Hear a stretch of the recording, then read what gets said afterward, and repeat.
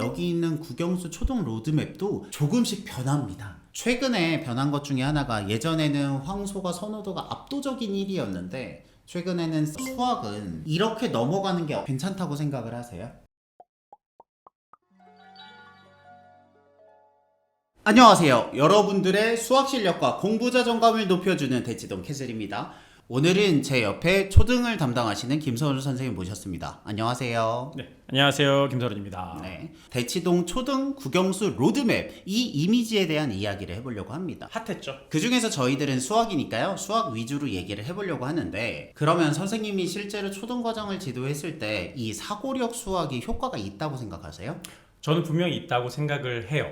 어떤 면에서요? 왜냐면은 교과 수학은 어떻게 보면은 유형이 정해져 있어요. 기본 개념을 배우고 그 개념을 바탕으로 해서 응용을 풀어내는 게 있는데 사고력 수학 문제를 보면은 유형이 있는 것도 있지만 아이들이 접해보지 않았던 그러니까 실제 수학 시간에 해보지 않았던 고민들을 많이 하게 하거든요. 그렇기 때문에 아이들이 생각을 할 때 수학 실력이 늘고요. 다양한 문제풀이, 다양한 유형, 그리고 다양한 조건들을 이용해서 고민을 해보는 그 사고력 수학이 분명히 필요하다고 생각을 합니다. 저는 그게 되게 중요하다고 생각을 하는데 중학교 과정에서도 블랙 라벨이 그 교과에 기반한 그 중간고사 기말고사를 대비하는 수학에 치우쳐져 있고 A급 수학은 약간 경시대회스러운 사고력에 포함된 문제들이 있는데 실제로 풀어보면 유형이 정해져 있지 않는 사고력 수학 쪽의 문제들이 훨씬 어렵게 느껴지거든요.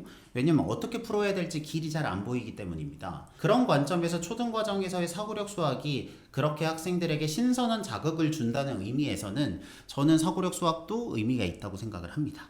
그래서 질문인데 선생님 자녀분이 이제 3명이나 되신데 그 중에 한 명이 CMS라고 사고력 수학의 대표 기관 중에 한 곳인데요. 거기에서 수업을 듣고 있다고 하는데 어떠세요? 제가 이제 둘째가 딸아이가 초등학교 2학년인데 CMS를 다니고 있어요. 근데 저는 좋게 생각하고 있습니다. 왜냐하면 분명히 교과 수학과 사고력 수학 큰 틀에서 봤을 때는 수학적 사고력을 키운다고 하지만 세부적으로 들어가면은 생각하는 머리가 다르거든요. 그래서 다양한 경험, 다양한 도전을 하는 문제들이 많이 나와요. 그렇기 때문에 아이가 고민을 하고 문제를 풀어보는 그런 연습을 합니다.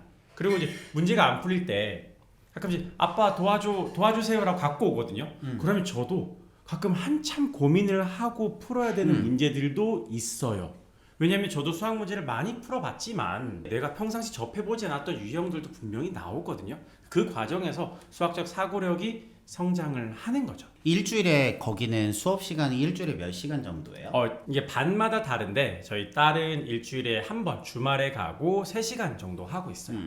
그래서 대개는 초등학교 저학년 때 사고력으로 시작을 하면 주 1회 2시간 아니면 3시간 정도를 넣는 커리큘럼을 주로 가거든요.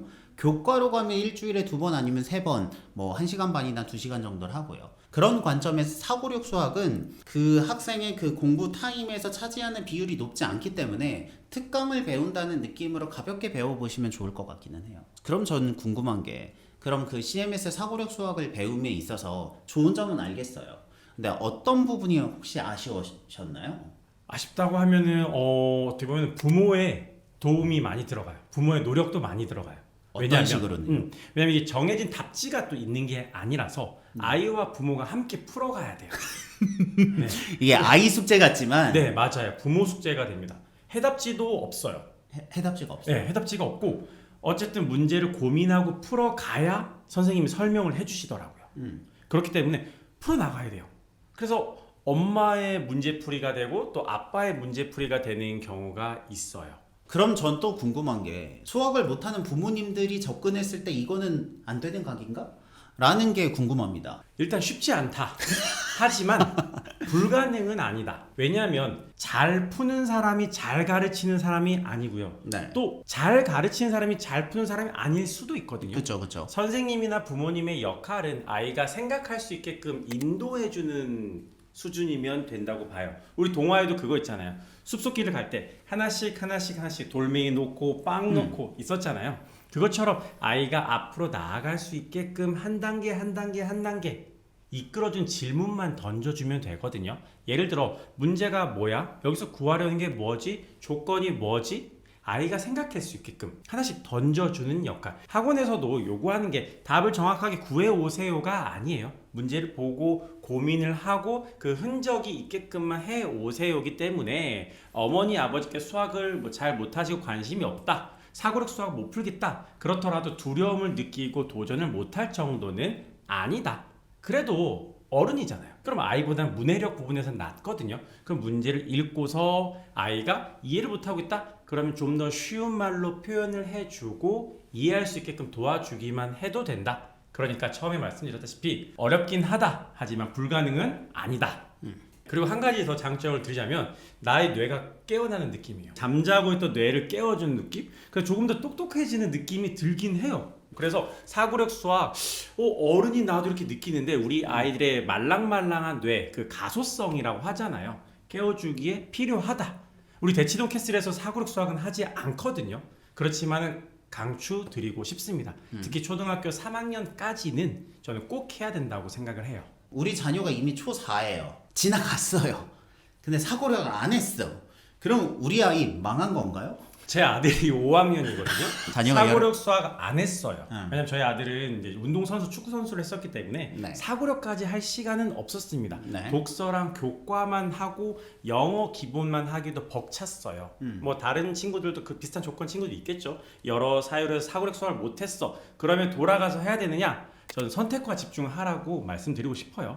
네, 교과 수학 안에서도 충분히 수학적 사고력을 기를 수가 있어요. 그렇기 때문에 저학년이라면 독서 많이 하고 사고력 수학에 집중해서 하지만 4학년 넘어가고 5학년 넘어가고 6학년 됐다. 그런데 돌아가서 사고력 수학 하지 말고 그냥 그 상황 안에서 교과 수학으로 만족해야죠. 어쩌겠습니까? 지나갔는데 이 안에서 교과 수학만으로 밀고 나가는 걸 저는 추천을 드려요. 이제 로드맵 이미지를 보면 초등학교 4학년 때부터 사고력 수학에서 교과 수학으로 넘어간다라고 되어 있는데 좀 아픈 이야기인데 왜 수학하면 사람들이 대치동 캐슬 하지 않고 왜 황소 하는 겁니다. 저도 소 좋아해요. 소고기 좋아하는데 우리 뼈 아픈 질문일 수도 있는데 한번 깊이 들어가 보죠. 이들의 컨셉은 뭐였냐면 문제가 굉장히 어려울 것, 그리고 교과의 설명이 좀 적을 것. 그러니까 설명은 좀 적게 하고 학생들이 어려운 문제를 충분히 풀 수 있는 계기를 마련해 준 곳으로서의 이제 정체성이 있거든요. 그러다 보니까 공부를 잘하는 학생들이 왔고, 공부를 잘하는 학생들이 거기 모여 있다 보니까 그 뒤에 있는 결과들이 좋았던 거죠. 그래서 이제 황소에 들어가면 어려운 걸 배우고 그 결과물이 좋더라. 이 선순환 고리가 완성되는데, 저는 대표적으로 어려운 수학을 경험할 수 있고 옆을 돌아보면 그 어려운 수학을 경험할 수 있는 동료들이 있기 때문에 그 안에 들어갔을 때 결과물이 좋다라는 믿음이 저는 황소를 이렇게 성장시킨 원동력이 아닌가라고 생각을 하고요. 그리고 다른 관점에서, 이건 기능이랑 상관없이 저는 브랜드의 관점에서 중요할 것 같은데, 어디 다녀요? 황소 탑반이요. 그럼 더 이상 설명할 게 없잖아요.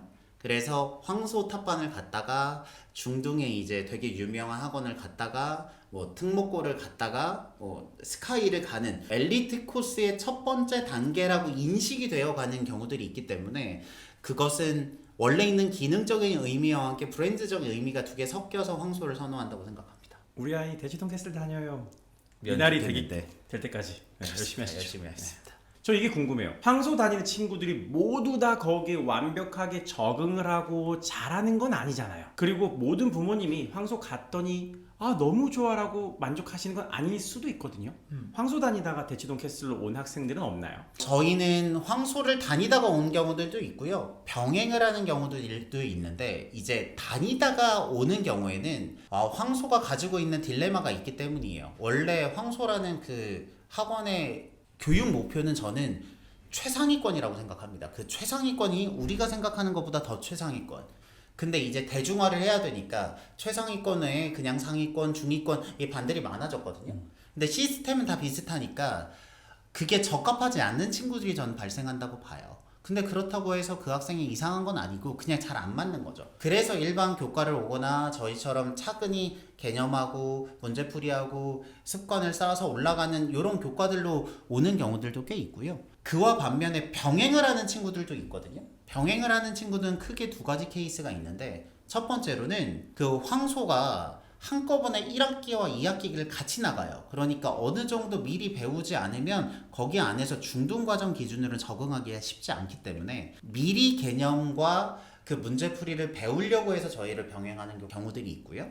두 번째로는 거기를 다니다가 그게 이제 말씀하신 대로 그 학원만 혼자 다니기에 버겁기 때문에 서브로 그 과제나 이런 도움들을 함께 받으려고 저희들에게 찾아오는 경우들이 있어서 황소의 커리큘럼을 따라가기 위해 앞이나 뒤에 도움이 필요해서 저희들을 찾아오는 경우들이 많다. 이렇게 말씀드릴 수 있을 것 같습니다. 선생님이 보셨을 때 이 국영수 로드맵 중에서 수학은 이렇게 넘어가는 괜찮다고 생각을 하세요? 저는 좋다고 생각합니다. 처음에 저학년 때 사고력 수학부터 시작을 해서 4학년 이후로 교과서로 넘어가는 이 과정이 너무나 자연스럽고 아이들의 발달 단계에도 잘 맞다고 생각을 해요. 그리고 저 역시도 우리 아이들 거기에 맞춰서 하려고 하고 있고요. 다만 이 말씀은 드리고 싶어요. 이거는 대치동에서 학습을 굉장히 잘 따라가는 학생들 기준으로 만든 테이블입니다. 우리 아이가 이 정도 빠르지 않을 수도 있고 학군지가 아닌 경우들도 있잖아요. 그러면 저는 초4 때 교과로 넘어갈 걸 초5 때 넘어가는 경우들도 있을 것 같고요. 저는 그 시기와 강도는 조금 유연성이 있을 수 있다고 생각합니다. 그렇기 때문에 꼭 이대로 따라가면 좋겠지만 이대로가 아니다 하더라도 이 발달 단계를 보고 시기와 난이도를 맞춰서 흘러간다면 저는 그것만으로는 의미가 있지 않나라고 생각을 합니다. 그 교과 과정으로 넘어가는 거가 사람마다 다를 수 있다라고 했는데 부모님이 뭐 어떻게 알 수 있지?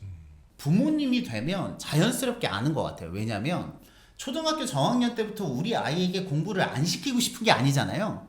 근데 몇 개 시켜봤을 때 반응을 보고 그 수위를 조절하는 거거든요. 그러니까 잘 받아들이고 숙제를 잘 해서 좀 더 시키면 되겠다 싶을 때 이렇게 사고력을 넣는 거지. 했는데 이게 안 들어가. 그러면 사고력 못 시키는 거거든요. 처럼 우리 아이한테 사고력을 만약에 시키고 싶으시면 조금씩 넣어보세요. 그러면 어느 순간 아이가 더는 못할 것 같아요 라는 느낌이 오거든요. 그럴 땐 얘를 줄이고 그냥 교과로 넘어가면 될 것 같고요. 저희 첫째가 5학년 남자아이는 사고력 수학을 고민을 시키잖아요. 다 튕겨내요. 절대 안 합니다. 뭔 소리야 막 이렇게 하거든요. 근데 교과 수학은 그래 열심히 풀어요. 그리고 생각도 많이 해요. 왜냐하면 이게 시험을 보거든요. 그리고 테스트를, 그러니까 레벨 단원 테스트를 보니까 그 점수가 나오고 등수가 나오잖아요. 그래서 아이는 되게 승부욕을 갖고 접근을 해요. 둘째 딸내미는 사고력 수학을 가지고 계속 고민을 하고 고민을 하려고 해요. 아들한테서는 볼 수 없었던 모습이거든요. 그러니까 이게 성향 차이도 있고요. 분명히 부모님이 보시면 이 아이가 즐긴다 안 즐긴다 되겠다 안 되겠다가 보입니다. 이거는 어떻게 보면은 학원 선생님, 학교 선생님보다 우리 부모님들이 아이들을 더 정확하게 판단하시기 때문에 그게 더 필요하다고 생각을 해요. 정확한 수치, 70점이면은 이게 아니라 유연하게 보고 판단을 하셔야 돼요. 제가 마지막으로 팁을 하나 드리자면 여기 있는 국영수 초등 로드맵도 조금씩 변합니다. 최근에 변한 것 중에 하나가 예전에는 황소가 선호도가 압도적인 1위였는데 최근에는 생각이 크는 수학이라는 것도 그 황소와 다른 의미로 인기를 되게 많이 얻어가고 있거든요. 이게 생각하는 수학이라고 중고등 학생들이 다니는 학원의 초등 버전인데요. 여기가 인기가 있는 이유는 그 최상위 수학까지 해요. 이것도 어렵지만 황소보다는 조금 더 교재가 쉽거든요. 대신 이 라인업들의 진도가 빨라요. 그러니까 그 정도까지 심화는 안 하더라도 적어도 내신에서 충분히 견딜 수 있는 심화까지 하고 대신 속력이 조금 더 빠른 걸 원해 라는 분들이 요즘은 생크로 많이 가고 있거든요. 그렇기 때문에 이 이미지 자체도 조금씩 트렌드가 변하고 있기 때문에 우리 자녀에게 맞춰서 이걸 기준으로 조금씩 변형과 유연성을 가지고 적용을 해보면 참 좋겠다라는 말씀을 드리고 싶습니다. 생크 원장님이랑 사적인 친분이 있으신 거 아니죠? 없습니다. 아니죠. 그러니까 이제 그런데도 우리가 다른 학원 이야기하는 이거는 그만큼 트렌드가 바뀌고 있다라는 거를 말씀을 드리고 싶은 거예요. 그래서 하나만 고집하실 필요 없고요. 분명히 황소가 잘 맞는 아이도 있고 그다음에 생크가 잘 맞는 아이도 있고 대치동 캐슬이 잘 맞는 아이도 있고요. 그러니까 우리 아이에게 잘 맞는 곳을 많이 찾아보셔야 해요. 네, 이것으로 굉장히 유명했던 대치동 초등 국영수 로드맵 이미지에 대한 이야기를 김서른 선생님과 나눴습니다. 네, 감사합니다. 하고요. 저희는 다음에 또 좋은 내용으로 찾아뵙겠습니다. 여러분들의 교육을 응원합니다. 저희는 대치동 캐슬이었습니다. 감사합니다.